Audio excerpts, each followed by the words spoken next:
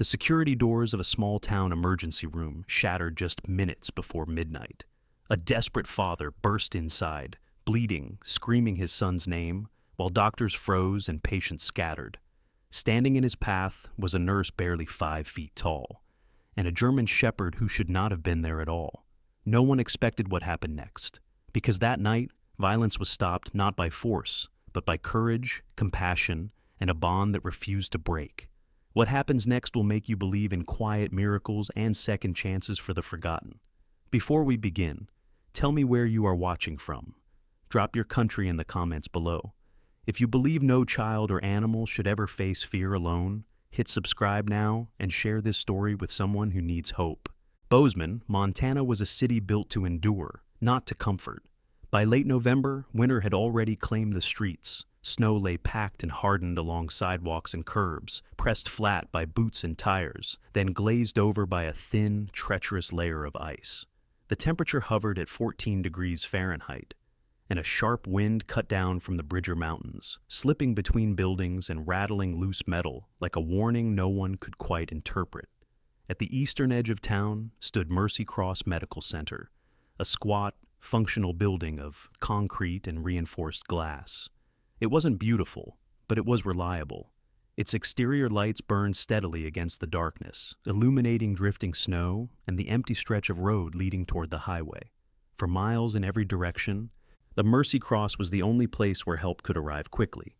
Inside, the emergency department moved at its usual restrained pace, the kind of controlled urgency that came not from panic, but from experience. It was 11:48 p.m. The fluorescent lights overhead cast a clean, unforgiving brightness across the ER. The air smelled faintly of disinfectant and stale coffee, layered over the deeper scent of human presence, sweat, antiseptic, and fatigue. Monitors beeped in steady rhythms. A gurney rolled past with a soft rattle. Voices stayed low, clipped, efficient. At bed 7 stood Claire Holloway. She was 26, small in stature, just over 5 feet tall, with a narrow frame that made her scrubs hang slightly loose at the shoulders. Her hair was dark brown, pulled into a low bun that had begun to loosen after hours of movement. A few strands framed her face, softening features that were otherwise plain. Straight nose, light freckles, pale skin flushed faintly from the dry indoor heat. Claire did not stand out in a room like this. That, more than anything, was what people noticed about her. Her expression was calm, focused, and her gray-green eyes followed the IV line as she adjusted the drip with careful precision. Her hands were steady, unusually so for someone so new. She checked the monitor, confirmed the flow, and leaned slightly toward the patient. "There you go, Mr. Lewis," she said quietly. "That should help." The elderly man nodded, his breathing easing by degrees. Claire waited long enough to be certain, then stepped back. She had been at Mercy Cross for only 6 weeks. Long enough to know the routines, not long enough to have earned much trust. And some of the staff still referred to her as the new girl, though no one said it to her face. At the nurse's station, Sarah Whitcomb typed rapidly into a computer, fingers moving with practiced speed. Sarah was 43, tall and broad-shouldered, with a solid build that spoke of long shifts and little rest. Her short blonde hair was cut bluntly, no wasted effort on style. Fine lines framed her eyes and mouth, the natural result of years spent under harsh lighting and constant pressure. Sarah had worked emergency medicine for nearly 2 decades. She had seen things that never made it into reports and learned to keep her emotions under tight control. She glanced up at Claire without pausing her work. "Bed 7 good?" she asked. "All set," Claire replied. Sarah gave a single nod and returned her attention to the screen. It was the closest thing to approval she usually offered. Near the entrance, Tom Alvarez, the night security guard, leaned casually against the wall beside the sliding glass doors. He was in his early 50s, average height, with a thick mustache and a sturdy build softened slightly by age. His dark uniform was neat, his posture relaxed but alert. A former deputy sheriff, Tom had left patrol work years earlier after a knee injury, choosing hospital security for its slower pace and predictable environment. He scanned the waiting area with mild boredom, hands resting comfortably on his belt. Friday nights were usually manageable. Minor injuries, intoxicated college students, nothing serious. Outside the glass doors, snow skidded across the pavement in long streaks, pushed by the wind. The parking lot was nearly empty. When Claire washed her hands at the sink and dried them carefully, as she turned away, a subtle tension settled in her chest. It wasn't fear, not exactly. It was the quiet sense that something was wrong, not visible, not audible, but present. A shift in atmosphere, like pressure changing before a storm. Claire paused, her gaze drifting toward the ambulance bay doors. Nothing appeared out of place. Tom remained at his post. The doors were closed. The night beyond them was dark and still, snow continuing its steady fall. She told herself it was nothing. Claire had learned, growing up, to be attentive without being alarmist. Her father had been a military medic, stationed wherever he was needed, and she had spent her childhood moving from base to base. From him, she learned discipline, observation, and the habit of listening more than speaking. Then he used to say that danger rarely announced itself clearly. More often, it arrived quietly and expected to be ignored. 3 years earlier, her father had died in a car accident on a rain-slick highway. Claire still remembered the phone call, the sudden emptiness that followed. She had left her previous job not long after, driven west until the land grew wider and the memories thinned. Bozeman was supposed to be a fresh start. She flexed her fingers once, grounding herself, and stepped back toward the nurse's station. At that same moment, 3 miles away, Ranger rose from his place on the floor. The German Shepherd was nearly 9 years old, large for his breed, with a powerful chest and strong hindquarters that still carried him easily despite his age. His fur was thick, black and tan, with gray beginning to show around his muzzle. That a faint scar ran along his left side, a remnant from his years as a military K-9. Ranger lived with Claire in a small rented house near the edge of town.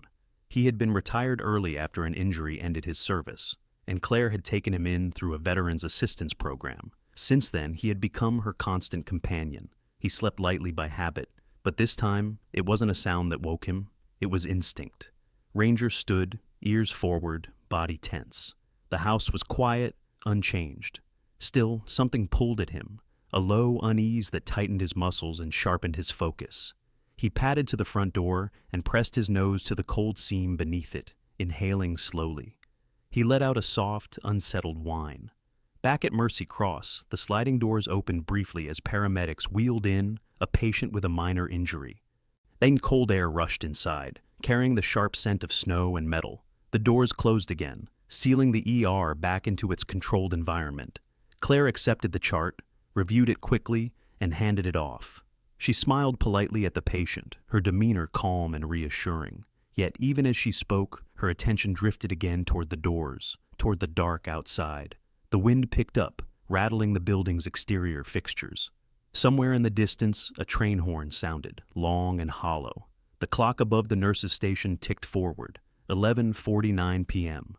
None of them, not Claire, not Sarah, not Tom, knew that the calm they were standing in was already thinning. The hour before midnight had begun. The first sign that something was wrong was not a sound, but a change in rhythm. At Mercy Cross Medical Center, the emergency department moved according to patterns learned over years. Intake, triage, treatment, discharge. Even chaos had a shape.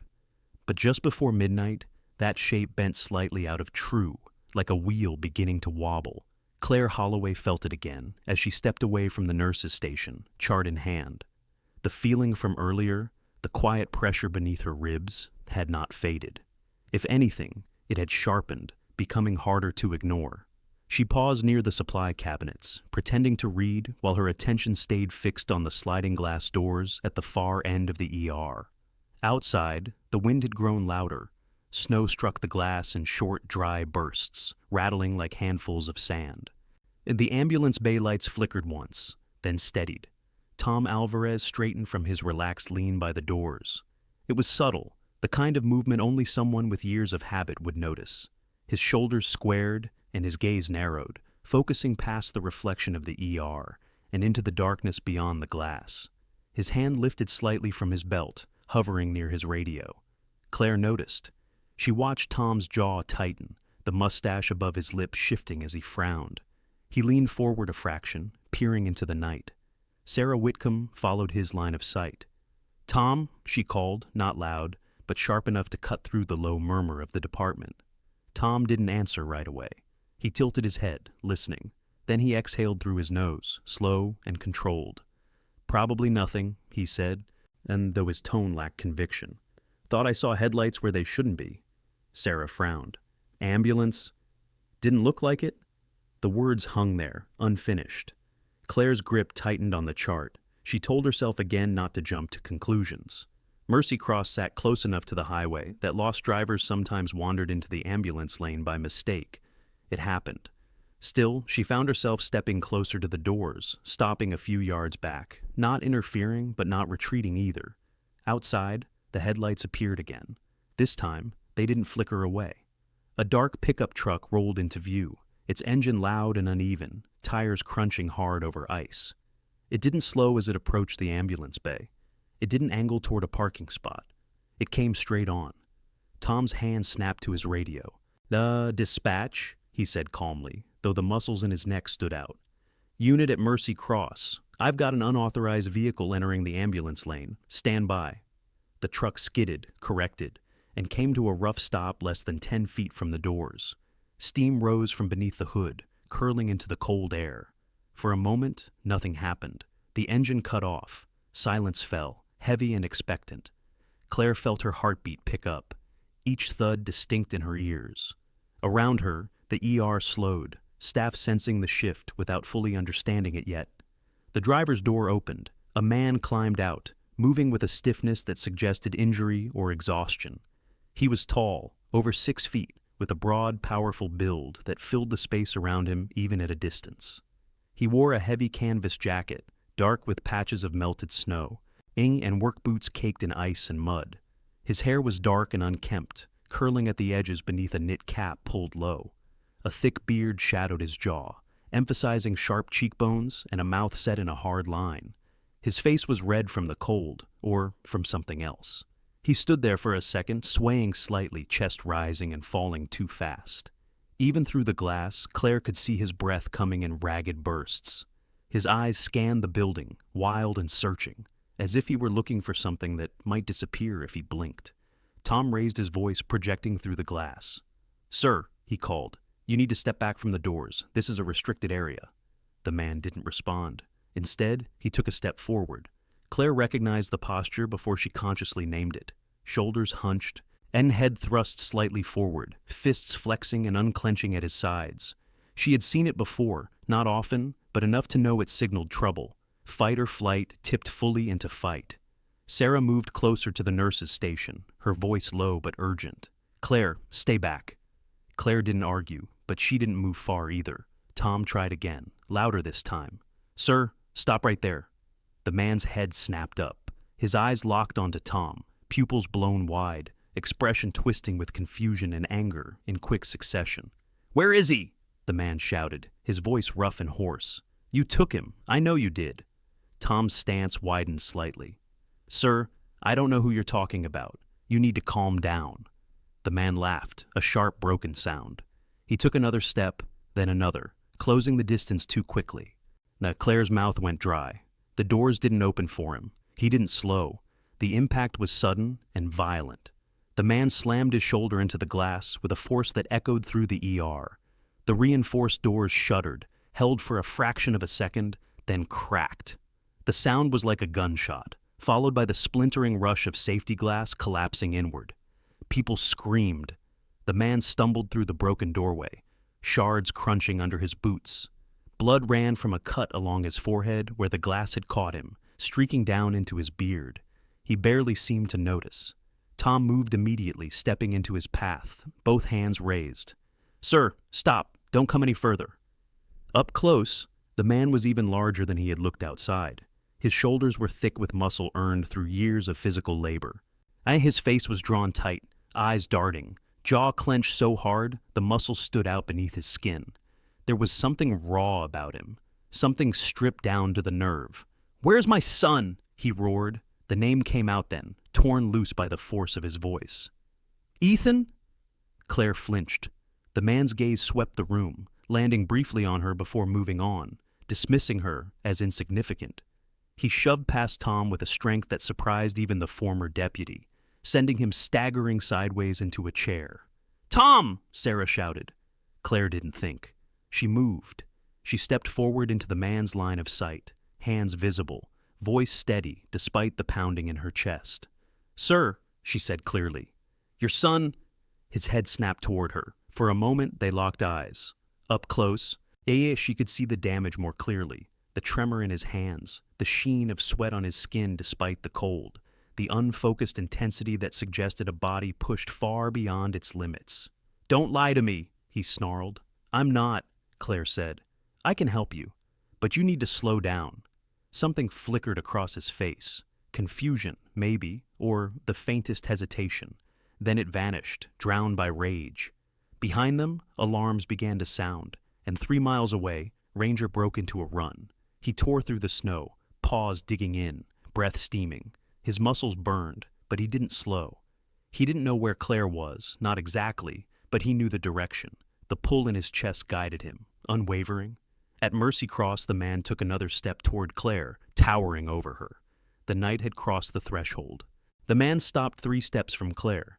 Up close, the differences between them were stark enough to feel unreal. He was built like someone who had spent his life lifting, digging, forcing the earth to give way. Thick forearms, broad shoulders, a chest that rose and fell too fast. His jacket hung open, one sleeve torn near the elbow, and beneath it his shirt clung to his body, darkened with sweat. His beard was uneven, days old, framing a mouth that trembled between fury and panic. A thin line of blood ran from his hairline down the side of his face, drying as the cold air from the broken doors rushed in. Claire barely reached the center of his chest.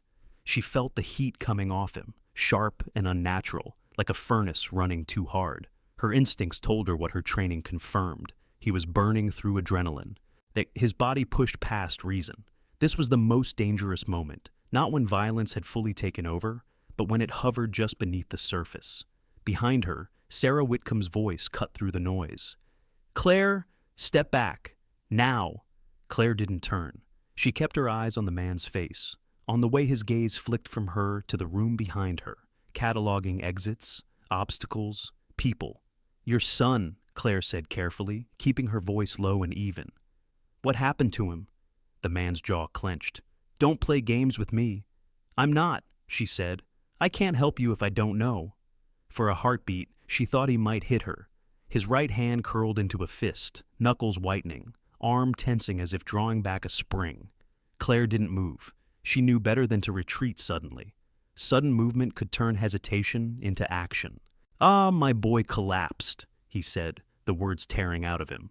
"At the gas station. He stopped breathing. They took him here. And now you're telling me nothing." His voice cracked on the last word. Something shifted. Not enough to make him safe, but enough to let her breathe again. "What's his name?" Claire asked. He swallowed hard. "Ethan Rourke." The name settled in her chest. She nodded once. "Okay, Ethan. How old is he?" 8. Sarah moved quickly, tapping at a terminal. "Claire," she said, pitching her voice low. "We've got an Ethan Rourke, pediatric intake. Arrived 20 minutes ago. He's alive." The man sucked in a breath so sharp it sounded like pain. "Where is he?" he demanded, stepping forward again. Claire raised one hand slightly, not to block him, but to slow him. "He's being treated. But you can't go back there like this." Tom Alvarez had pushed himself upright, one hand braced against the wall. His knee had taken the worst of the shove, and he grimaced as he shifted his weight. He reached for his radio again. "Tom," Claire said without looking at him. It wasn't a command, but it stopped him all the same. She took a small step closer to the man, close enough now to smell the metallic tang of blood and the sour edge of fear. "You're not in trouble," she said, "but you are scaring people, and that makes it harder for us to help your son." His eyes darted past her to the staff gathered at a cautious distance, to the patients pressed against walls, to Tom with his radio. The realization seemed to hit him all at once. His chest heaved, breath hitching. "They think I'm a monster," he said hoarsely. "No," Claire replied. They think you're a man whose kid is hurt." The words landed. For a moment, he sagged, the fight draining from his shoulders as if someone had pulled a plug. Claire felt the balance shift again. Danger receding, but not gone. This was the fragile edge where things could still go wrong. Then a voice cut through the room, sharp with fear. "Dad?" The man froze. A gurney rolled into view from the corridor leading to radiology, pushed by Dr. Michael Brenner, a pediatric attending physician in his late 30s. Brenner was tall and lean, with dark hair cropped short and a neatly trimmed beard that gave his angular face a composed, thoughtful look. He had the habit of staying calm under pressure, a trait forged during his residency in a trauma-heavy urban hospital. But tonight, his eyes were wary. On the gurney lay a small boy with pale skin and dark hair, oxygen tubing looped beneath his nose. His eyes fluttered open as the gurney stopped. "Ethan," the man whispered. Everything in him seemed to fold inward at the sound. He took a step, then stopped, uncertain, like a bull suddenly aware of glass beneath its hooves. "That's my son," he said, voice breaking. "That's my boy." Claire turned just enough to see the child. Ethan's breathing was shallow but steady. His cheeks were flushed, and his small hand twitched against the blanket. "He's stable," Dr. Brenner said quickly. "He had a severe asthma attack, compounded by exposure to fumes. We're treating him." The man dropped to his knees. The sound of it echoed through the ER, bone on tile, heavy and final. He bowed his head, shoulders shaking. My hands braced against the floor, as if he were holding himself together by force alone. Claire exhaled slowly, tension releasing from muscles she hadn't realized were locked. "Sir," she said softly, crouching to his level, "we need to move you to a quieter space. For your son." He nodded over and over, unable to speak.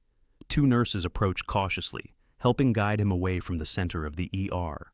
The immediate crisis ebbed, leaving behind a shaken silence. Outside, snow continued to fall, and just beyond the hospital grounds, Ranger reached the edge of the parking lot. His paws skidded on ice as he slowed, head lifting, ears pricked. The building loomed ahead, lights blazing. Through the broken glass doors, he could hear voices, raised, then falling. His chest heaved as he drew in scent after scent, sorting, searching. Then he found it, Claire. Ranger let out a low bark and surged forward again. Back inside, as staff began to reset the ER, sweeping glass, calming patients, restoring order. Claire stood near the nurse's station, hands shaking now that the danger had passed. Sarah came up beside her. "You okay?" Claire nodded, though she wasn't sure it was true. "I think so." Sarah studied her for a moment, then placed a firm hand on her shoulder. "You did good." Claire swallowed, the words landing heavier than she expected. The night wasn't over yet, but the line had held. The calm that followed was thin and deceptive, like ice forming over moving water. Glass was swept into bins, chairs were set upright, voices lowered again, cautious but relieved. The ER resumed its practiced rhythm, the machinery of care grinding back into motion, as if the last 10 minutes could be folded away and filed under "incident resolved." Claire Holloway knew better. She stood near the nurse's station, fingers wrapped around a paper cup of water she hadn't yet managed to drink. Her hands still trembled, though the shaking had eased. The adrenaline that had carried her through the confrontation drained now, leaving behind a dull ache in her shoulders and a pressure behind her eyes. She forced herself to take slow breaths, grounding the way she had been taught. Inhale, count, exhale. Across the room, Ethan Rourke was being wheeled into a pediatric observation bay. His oxygen levels had stabilized, but he remained groggy, eyelids fluttering as if sleep were pulling him under by force. Dr. Michael Brenner walked alongside the gurney, one hand resting lightly on the rail, his posture composed but alert. He spoke quietly to the respiratory therapist, issuing instructions in a measured tone. Behind them, Caleb Rourke, the boy's father, followed under escort. Up close, with the immediate threat past, the toll on him was clearer. Caleb was in his early 40s, though the deep lines etched around his eyes and mouth made him look older. His build was still imposing, broad shoulders stretching the seams of his jacket, but the strength that had fueled his outburst now seemed spent.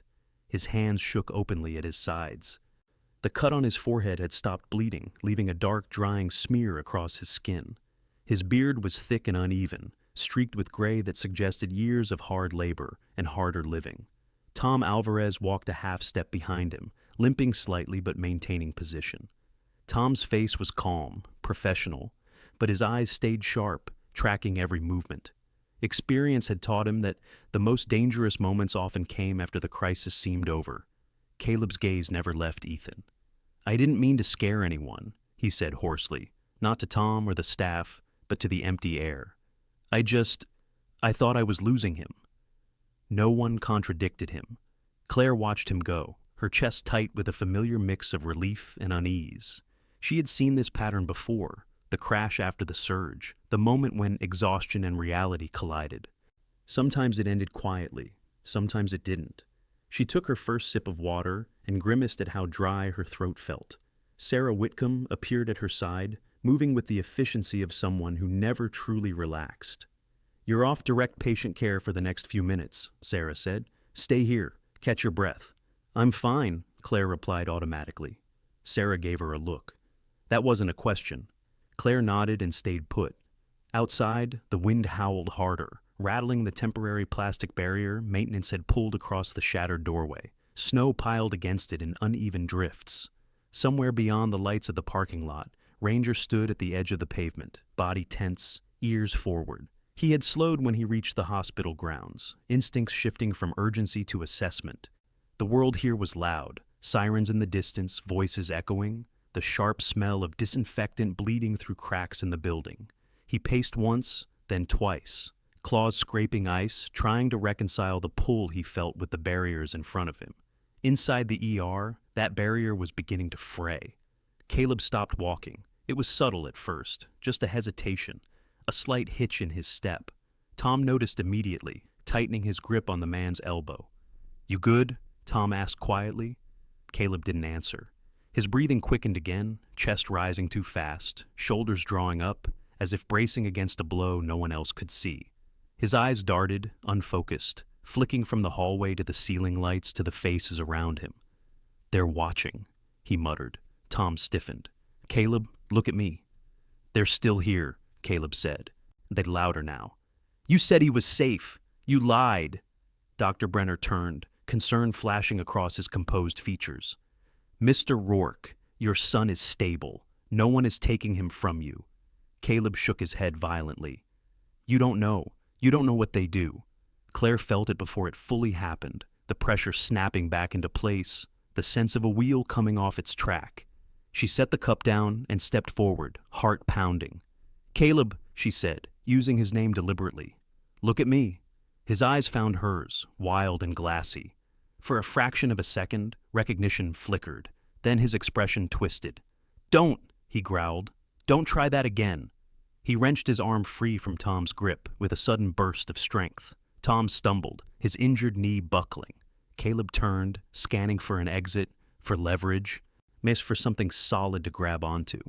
His gaze landed on a stainless steel equipment cart parked near the wall. Claire moved without thinking. She stepped directly into his path, placing herself between him and the cart, palms open, posture non-threatening, but firm. "Stop," she said. The word landed like a challenge. Caleb loomed over her, breath hot and uneven. "Get out of my way." "You don't want to hurt anyone," Claire said. "You've already got what you came for. Your son is alive." The lie, if it was one, felt necessary. Alive was a word people clung to. For a heartbeat, Caleb wavered. Then a sound cut through the ER. A deep, resonant bark. Every head turned toward the entrance. The plastic barrier billowed inward as a large shape pushed through, snow clinging to thick fur. Ranger stepped into the ER, a pause skidding slightly on the smooth floor before he found his footing. His ears were up, eyes locked, body squared in a stance that was unmistakable to anyone who had ever seen a working dog. He did not charge. He planted himself several feet behind Claire, placing his body between her and the chaos behind them, tail low, muscles coiled. Caleb froze. His eyes dropped to the dog, pupils contracting. The effect was immediate and profound. His breathing hitched, shoulders tensing as memories slammed into him.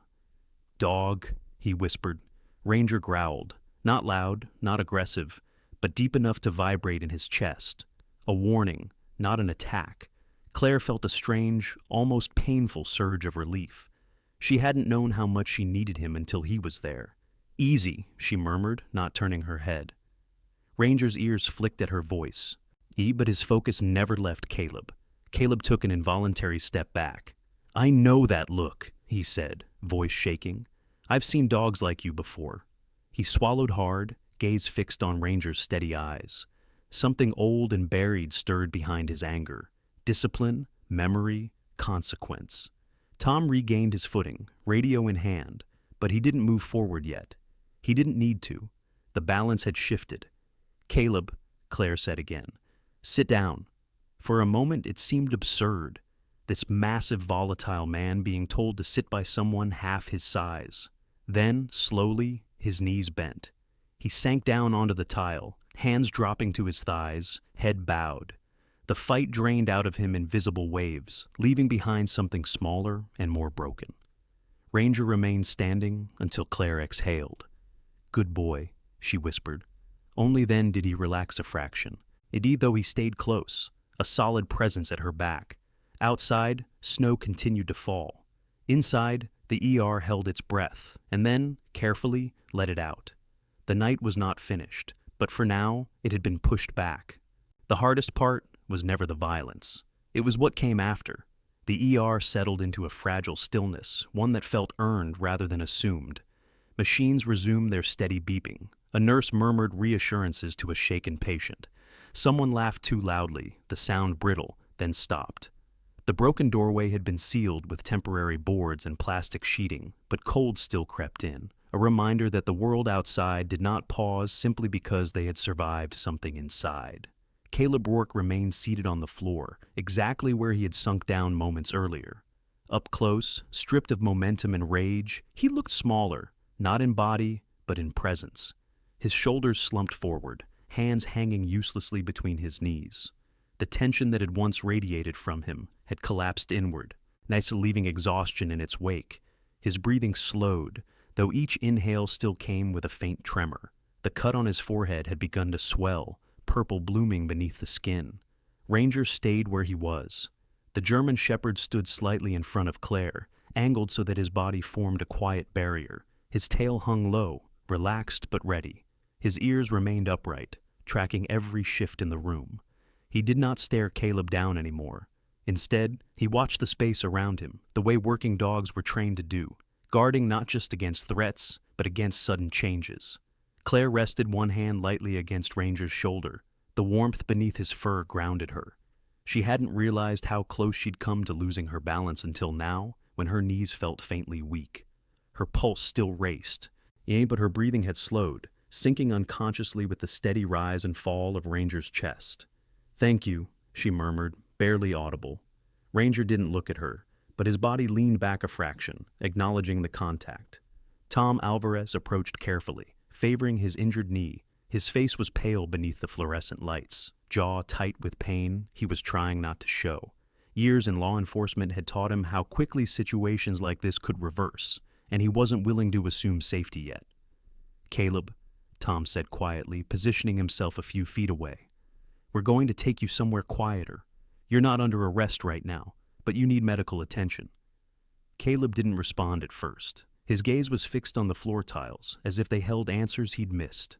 "My boy," he whispered finally. Is he really breathing?" "Yes," Claire said before Tom could answer. She stepped half a pace closer, staying within Caleb's line of sight. "He's stable. Dr. Brenner is with him. You'll see him soon."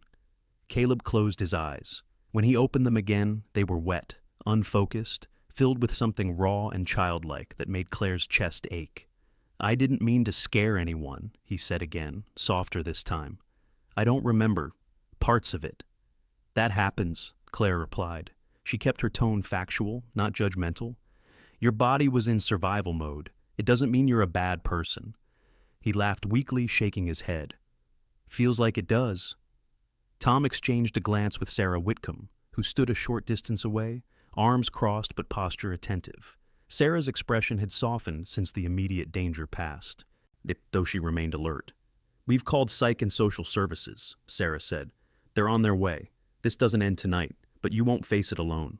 Caleb nodded slowly, as if processing each word required effort. From the pediatric wing, Dr. Michael Brenner returned, pushing a small wheeled stool out of the way as he approached. His sleeves were rolled up now, exposing forearms marked with faint scars. old reminders of long hours and sharp instruments. He knelt in front of Caleb, lowering himself deliberately to eye level. "Ethan's oxygen levels are holding," Brenner said. "He's asking for you." Caleb's breath hitched. "Can I see him?" Brenner glanced briefly at Tom, then at Claire, assessing the room. "Yes, but calmly. We'll walk together." Caleb pushed himself to his feet slowly, legs stiff. Ranger shifted slightly but did not block him. When Caleb straightened fully, he hesitated, looking at the dog. "You won't?" he asked quietly. Ranger held his gaze, silent and still. "He won't," Claire said, "as long as everyone stays safe." Caleb nodded once, deeply, as if committing the moment to memory. They moved down the corridor together, Caleb between Tom and Brenner, Claire and Ranger following at a respectful distance. The hospital hallway seemed longer now, stretched by exhaustion and aftermath. Overhead, lights reflected off polished floors. Somewhere behind closed doors, a monitor alarmed briefly, then went silent. Inside the pediatric observation room, Ethan lay propped slightly on pillows, oxygen tubing still in place. His skin was pale but no longer ashen. His chest rose and fell in a steady rhythm that felt almost miraculous in its simplicity. "Dad?" he whispered when Caleb stepped into view. Caleb crossed the room in 2 strides and dropped to his knees beside the bed, hands hovering uncertainly before settling gently over his son's small fingers. "I'm here," he said, voice breaking. "I'm right here." Ethan squeezed his hand weakly. "You were yelling." Caleb swallowed hard. "I was scared," he admitted. "But you're okay now." Ethan nodded, eyes drifting closed again. Claire watched from the doorway, emotion tightening her throat. She had seen reunions before, some joyful, some fleeting, but this one carried a weight that lingered. Survival wasn't just physical. It was emotional, and it was fragile. A woman appeared in the hallway behind her, moving briskly but without haste. Linda Perez, the on-call hospital social worker, was in her late 50s, with dark hair streaked with silver, and kind eyes that missed very little. She wore a sensible blazer over scrubs and carried a clipboard pressed to her chest. "I'm Linda," she said quietly, introducing herself to Tom and Claire. "I'll take it from here." Tom nodded. "He's calmer now, but keep an eye on him." Linda stepped into the room, her presence calm and practiced, speaking softly to Caleb about next steps, about rest, about help beyond tonight. Claire leaned back against the wall, fatigue settling fully into her bones for the first time. Ranger moved closer, pressing his side against her leg. She rested her hand on his head, fingers threading into thick fur. Outside, the wind eased slightly, snow falling softer now, almost gently. Inside Mercy Cross, nay, the crisis had passed, not erased, not undone, but transformed into something survivable. Claire closed her eyes for a brief moment, letting the quiet settle. The night had tested them, and for now, Mercy had held. Dawn did not arrive all at once. In Bozeman, morning crept in slowly, light filtering through low clouds heavy with snow, turning the world outside Mercy Cross Medical Center a muted gray. The wind had calmed, leaving behind a deep, expectant quiet, the kind that followed upheaval rather than peace. Plows moved along the distant roads, their engines humming steadily, erasing the evidence of the night inch by inch. Inside the hospital, the ER looked almost ordinary again. The shattered doors had been fully boarded now, thick plywood bolted into place until permanent glass could be installed. Yellow caution tape marked the area, fluttering slightly whenever someone passed. The floors gleamed, scrubbed clean of blood and glass, though faint scuff marks remained if one knew where to look. Claire Holloway sat alone in the break room, a paper cup of coffee cooling untouched in her hands. She hadn't slept. None of them really had. Adrenaline had carried her through the worst of the night, but now exhaustion settled in layers, physical, mental, something deeper she didn't yet have a name for. Her shoulders ached, her jaw felt tight, like she'd been clenching it for hours without realizing. Ranger lay at her feet, stretched out but alert, head resting on his paws. The overhead lights reflected faintly off his dark eyes as he watched the door. Even at rest, he remained aware, attuned to every sound.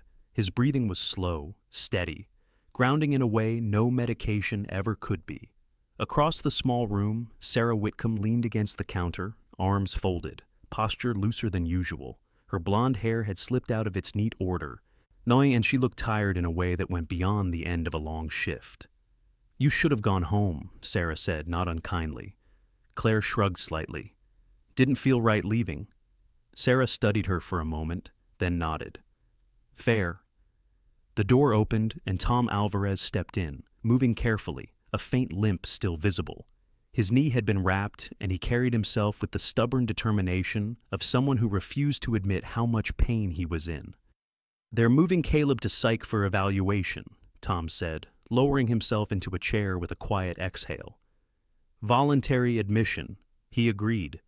Claire let out a breath she hadn't realized she was holding. "That's good." "He kept asking about you," Tom added. "And the dog." Claire blinked. "Me?" Tom nodded. "I just said you stopped him when he couldn't stop himself." The words sat heavy in the room. Claire stared down into her coffee. "I didn't do anything special." Sarah snorted softly. "You stood your ground when most people would have run. That counts?" Before Claire could respond, the door opened again. Dr. Michael Brenner stepped inside, his white coat folded over one arm. In the harsh light of the break room, he looked older than he had the night before, lines more pronounced, eyes rimmed with red, but his posture remained composed. He closed the door gently behind him. "Ethan's stable," he said without preamble. "We're transferring him upstairs for observation. He's asking if Ranger can visit." Claire looked up sharply. "He is?" Brenner smiled faintly. "The boy thinks Ranger chased away the bad dreams." Sarah raised an eyebrow. "Is hospital policy on dogs?" Brenner shrugged. "Normally strict. Tonight's been flexible." Tom chuckled under his breath, then winced at the movement. Figures. Claire felt something warm and unexpected settle in her chest. They walked together down the corridor toward the elevators, Ranger padding silently at Claire's side.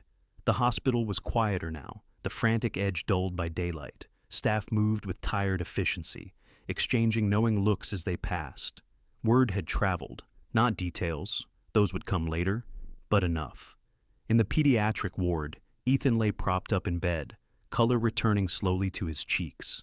His dark hair stuck up in uneven tufts, and his eyes brightened when he saw Ranger. "There you are," Ethan said softly. Ranger stopped just inside the doorway, waiting. "It's okay," Claire whispered. "That's go on." The German Shepherd approached slowly, tail wagging just once before he settled beside the bed, careful not to jostle the tubes. Ethan reached out, fingers threading into thick fur, his breathing evening further. Caleb Rourke sat in a chair nearby, no longer the force of destruction from hours earlier. In the daylight, his age showed more clearly. Early 40s, yes, but worn down by years of strain. His beard had been trimmed by a nurse, the cut on his forehead cleaned and bandaged. He looked smaller now, contained. He stood when he saw Claire. "I owe you," he said quietly. Claire shook her head. "Your son needs you. That's what matters." Caleb swallowed. "I've been angry for a long time, longer than I realized. When Ethan collapsed, it felt like the world finally finished taking everything." He glanced at Ranger, and then back at Claire. "That dog looked at me like he knew what I was capable of, and what I didn't want to become." Ranger met his gaze calmly. "I'm going to get help," Caleb said. "Real help. For him, for me." Claire nodded. "That's how this ends well." As they left the room, Claire felt the weight of the night begin to shift, not disappear, but redistribute. The crisis had changed something, not just for Caleb, but for everyone who'd been part of it. Back in the ER, a few staff members paused as Claire passed. Some offered quiet smiles, others simply nodded, a gesture of respect that hadn't been there before. No one made jokes about her size, no one questioned Ranger's presence. Sarah caught up with her near the nurses' station. "Administration's asking questions," she said. "Not the bad kind, just questions." Claire sighed. I figured. They want statements, probably commendations, maybe changes to protocol." Sarah hesitated. "You okay with that?" Claire considered it. "If it helps someone else someday, sure." Ranger pressed closer to her leg, sensing the shift in her mood. Outside, the snow began to melt, water dripping steadily from the eaves. The storm had passed, but it had left marks, some visible, some not. Claire watched as a new patient was wheeled in, the the rhythm of the ER resuming its endless cycle. She straightened, rolling her shoulders back, slipping once more into the role she knew best. The night had broken them open. Now came the work of living with what remained. By the second night, the story had already changed shape, not in the ways that mattered, but in the ways stories always do once they leave the room where they were born. Details softened, voices grew louder, the broken doors became a riot. The dog became Trained Attack K9. Claire Holloway became something she didn't quite recognize when she overheard her name spoken in hushed tones near the elevators. She tried not to listen. The ER at Mercy Cross was back to full capacity. Flu season had arrived early, and the waiting room filled with coughing children, exhausted parents, and elderly couples wrapped in coats that smelled faintly of snow and wood smoke. The work did not pause to honor what had happened 2 nights earlier. Pain, as Claire knew well, did not wait its turn. She stood at a medication cart, reviewing dosages, when she felt eyes on her. Across the room, a young nurse hovered uncertainly near bed 3. Her name badge read, Megan Lowe. She couldn't have been more than 23. She was tall and slender, with dark hair pulled into a tight ponytail, and nervous energy that showed in the way her fingers twisted the edge of her scrub pocket. Her face was pale, eyes wide, the kind of look Claire remembered having not long ago. "Hey," Megan said softly, approaching. "Sarah said you could double-check this with me?" Claire nodded, stepping closer. "Sure. What do you have?" As they reviewed the chart together, Megan glanced up again, clearly holding something back. "I just wanted to say thank you," she blurted. "The other night, I froze. I didn't know what to do." Claire met her gaze. "Freezing happens," she said. "Hey, it doesn't mean you failed." Megan swallowed. "But you didn't." Claire hesitated. "I was scared," she admitted. "I just didn't let it decide for me." The words felt truer spoken aloud than they ever had in her head. From the corner of the room, Ranger lay near the nurse's station, chin resting on his paws. Hospital administration had approved his presence temporarily, citing exceptional circumstances. In truth, no one had pushed back very hard. The German Shepherd had become part of the landscape now, calm, watchful, a quiet reassurance for staff and patients alike. Children waved at him as they passed. One elderly woman had asked if she could pray over him. Ranger accepted it all with the dignified patience of a creature who understood his purpose without needing explanation. Later that evening, Claire was called into a small conference room near administration. She entered cautiously, Ranger waiting outside with Sarah, who gave her an encouraging nod.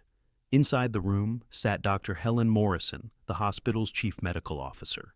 Helen was in her early 60s with silver hair worn in a precise bob and glasses perched low on her nose. Her posture was upright, composed, the kind that came from decades of decision-making under pressure. Beside her sat a man Claire didn't recognize, Daniel Price, risk management. He was younger, mid-40s perhaps, clean-shaven, with a measured expression that gave little away. "Claire," Dr. Morrison said warmly, "please, have a seat." Claire did. Daniel folded his hands. "We've reviewed the reports, the footage, and staff statements," he said. "That what happened the other night could have ended very differently." Claire waited. Dr. Morrison leaned forward slightly. "You acted with restraint and judgment under extreme pressure. That matters, not just ethically, but institutionally." Daniel nodded. "There will be paperwork. There always is. But there will be no disciplinary action. On the contrary." He slid a document across the table. Claire glanced down. It was a formal commendation. Her name printed cleanly at the top looked strange, like it belonged to someone else. "We'd also like to discuss making Ranger's presence official," Dr. Morrison added. "A therapy and support role in coordination with you." Claire looked up sharply. "You mean here?" "Yes," Helen said, "if you're willing." Claire felt something tighten behind her eyes. She blinked it away. I am." When she left the room, Sarah was waiting. "Well?" Sarah asked. Claire held up the paper. Sarah smiled. It wasn't wide, but it was real. About time. That night, as the ER lights dimmed slightly for the late shift, Claire found a moment to step into the pediatric ward. Ethan Rourke sat upright in bed now, coloring carefully within the lines of a page covered in cartoon dogs. Ranger lay beside him, head resting near the boy's knee. The oxygen tubing was gone. His breathing was easy. Caleb stood near the window, arms crossed loosely, posture relaxed for the first time since Claire had met him. He looked different now, cleaner, calmer, the sharp edges sanded down by exhaustion and resolve. Ethan looked up when he saw Claire. "The dog stayed," he said seriously. "He did," Claire replied. "He's good at staying." Caleb met her eyes. "I start outpatient treatment tomorrow," he said. "They're helping me figure out housing, work. I don't know what comes next, but I know what can't." Claire nodded. "That's enough for now." As she turned to leave, Ethan called out, "Miss Claire?" "Yes?" "Thank you for not being afraid of my dad." The words hit harder than any accusation ever could. "I was afraid," Claire said gently. "I just stayed anyway." Outside, the snow had stopped. The sky was clear, stars sharp against the cold. Claire stood for a moment by the glass doors, new ones now, solid and intact, and watched her reflection. She looked the same, small, quiet, ordinary. And yet, something had shifted. Courage, she realized, wasn't loud. It didn't announce itself or demand recognition. It held a line. It stayed when leaving would have been easier. Ranger pressed against her leg, warm and steady. Tomorrow, there would be more patience, more fear, more moments that asked for too much. But tonight, the quiet felt earned, and that was enough. Some endings arrive with celebration. This one arrived quietly. A week passed at Mercy Cross Medical Center, and then another. The broken night settled into memory, not erased, but folded neatly into the fabric of the place. The new glass doors reflected the winter sun, cleanly now, unmarred, as if nothing violent had ever passed through them. Snowbanks shrank along the edges of the parking lot, water dripping steadily into storm drains, carrying the last traces of the storm away. Inside, life continued. Claire Holloway walked into the ER for her evening shift just before dusk, Ranger at her side. His presence was official now, documented, approved, laminated badge clipped carefully to his harness. Therapy and support animal. The title amused her more than she let on. Ranger did not seem to notice. He moved with the same calm authority he always had, nails clicking softly on the floor, eyes alert but gentle. Staff nodded as they passed. Some smiled. Others simply stepped aside, instinctively making room. Claire still wore the same loose-fitting scrubs. Her hair was still pulled back, practical and unremarkable. She had not changed her posture or her voice, but something in the way people looked at her had shifted. Not awe, not fear, respect, the quiet kind that doesn't need explanation. Near the nurse's station, Megan Lowe waved hesitantly. "Hey," Megan said. "I handled triage on my own today." Claire smiled. "How'd it go?" Megan exhaled. "I didn't freeze." Claire nodded once. "That's progress." Ranger lay down near the wall, and already surrounded by a small orbit of calm. An elderly man resting his hand briefly on Ranger's back as he passed. A child crouching nearby just to watch the dog breathe. No one rushed him. No one needed to. Later that night, Claire took a break and stepped outside through the side entrance, cold air brushing her cheeks. The sky was clear, stars sharp and bright above the dark outline of the mountains. She stood there for a moment, breathing deeply, letting the quiet fill the spaces the adrenaline had once occupied. Footsteps approached behind her. It was Caleb Rourke. He looked different now. Still broad-shouldered, still solid. But his posture had softened. His beard was neatly trimmed, his jacket clean. There was color in his face again, and something steadier in his eyes. "I didn't know if you'd want to see me," he said carefully. Claire turned. "How's Ethan?" Caleb smiled, small but genuine. "Back to arguing about homework and asking too many questions. I'd say that's a full recovery." "That's good," she said. Caleb hesitated, then reached into his jacket and pulled out a folded piece of paper. "This is my intake schedule," he said. "Counseling, group sessions, job placement. I start a new position at the rail yard next month." Claire nodded. "One step at a time." He swallowed. "I don't remember everything I did that night, but I remember the moment I stopped. I remember your voice. And the dog." Ranger lifted his head slightly, ears flicking. "I don't think God sent lightning to stop me," Caleb continued quietly. "I think he sent time, just enough time to choose differently." Claire felt something warm settle in her chest. Sometimes, she said. That's how miracles work. Caleb nodded. Thank you for standing there when I didn't deserve it. Claire watched him walk away, his footsteps steady, unhurried. Back inside, the ER hummed on. Near midnight, Ethan Rourke appeared in the hallway, bundled in a puffy jacket, holding his mother's hand. He spotted Ranger immediately. There he is, Ethan whispered loudly, grinning. Ranger rose, tail wagging once. Ethan crouched and hugged the dog's neck carefully. Mom says I can come back and visit, he said proudly. She says this place isn't scary anymore.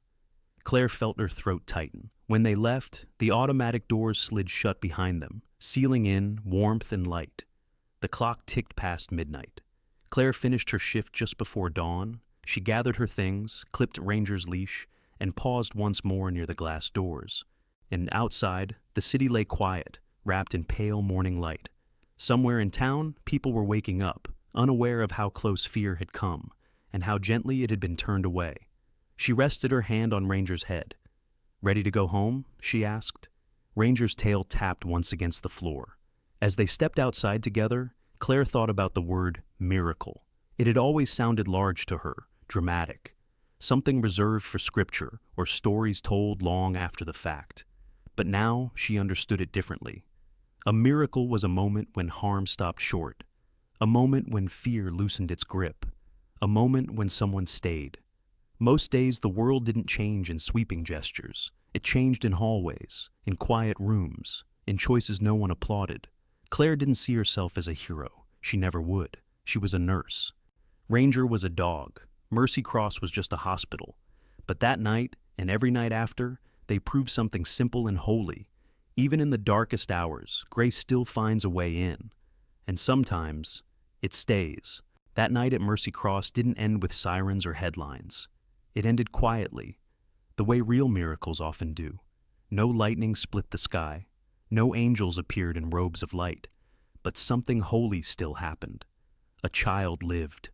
A broken man stopped before he became a monster. A small nurse stood firm when fear tried to take over. And a loyal dog followed love all the way through the snow.